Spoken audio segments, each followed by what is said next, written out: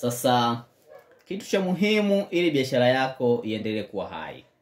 Hapa tuna biashara, hapa tuna binadamu. Sawa? Lakini pia kwa chini hapa tuna oksijeni, alafu kwa chini hapa tuna mzunguko wa fedha au cash flow. Sasa ili binadamu endelee kuwa hai, anahitaji oksijeni. Sawa? Binadamu akikosa oksijeni, binadamu atakufa. Sawa? Biashara pia nayo inahitaji mzunguko wa fedha au cash flow.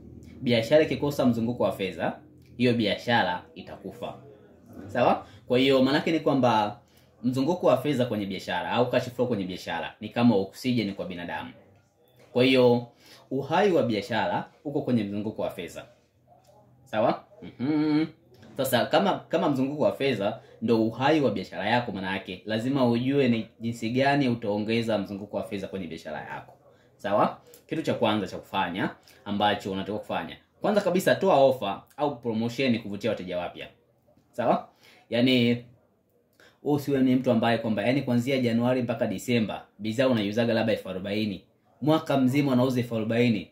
Yaani haunaga hata kusema kwamba leo wateja wangu leo nawatolea ofa fulani. Lazima uwe unatoa ofa. Na hizi ofa usitoe tu kila siku, no. Tafuta ile matukio maalum. Labda kuna siku za kiserikali, unaona. Au labda ni siku yako ya kuzaliwa, siku ya kuzaliwa ya mtoto wako, ni siku ya kidini, then toa ofa kwa wateja. Sawa? Jambo la pili, tafuta wateja wapya kupitia mitandao ya kijamii au mabango au matangazo ya gari mtaa kwa mtaa. Sawa? Kwa unaweza kutumia mitandao ya kijamii kutafuta wateja wapya mitandaoni, au kutengeneza mabango au vipeperushi, au pia unaweza kutumia gari kwa kutangaza mtaa kwa mtaa ili watu wafahamu kuhusu biashara yako. Hilo ni jambo la pili. Kwa hiyo watu wakishafahamu biashara yako ni rahisi watu kuja kuanza kuengage na biashara yako, kwa hiyo ni rahisi kuweza kuongeza mzunguko wa fedha kwenye biashara yako. Jambo la tatu, punguza matumizi. Katika biashara yoyote, kitu cha kwanza kabisa cha muhimu huwa ni kupunguza matumizi. Yaani hicho ndio kitu cha kwanza cha muhimu kwenye biashara yoyote ile. Yaani kabla hujafikiria ku maximize profit, cha kwanza lazima upunguze matumizi au minimize cost au operational cost. Sawa, kwa sababu ukifocus na ku maximize profit au kuongeza faida, ukaacha matumizi, utajikuta faida unapata kubwa, lakini matumizi pia nayo yanakuwa ni nini? Yanakuwa ni makubwa. Kwa kitu cha kwanza cha muhimu lazima tupunguze matumizi. Tukishapunguza matumizi, automatic faida lazima itakuwa ni kubwa.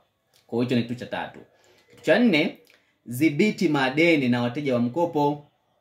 Sawa? Unaweza kuwa na wateja labda ambao unawapa mzigo kwa mali kauli kwamba wanaenda kuuza, then wanakulipa. Sasa lazima uhakikishe kwamba wanakulipa kwa wakati. Lakini pia unaweza ukawapa muda kwamba labda ukipewa mzigo ndani ya siku 7 au 14 unatakiwa umefanyaje? Umefanya malipo. Sawa? Kwa sababu wasipokulipa kwa wakati pesa zako zitakuwa nje. Kwa hiyo mzunguko wako lazima utakuwa ni mdogo. Lakini wakiwa wanalipa kwa wakati itasaidia kuweza kuleta mzunguko mkubwa kwenye biashara yako. Kwa hiyo hakikisha kwamba unalipwa madeni yako kwa wakati. Hicho ni kitu cha 4.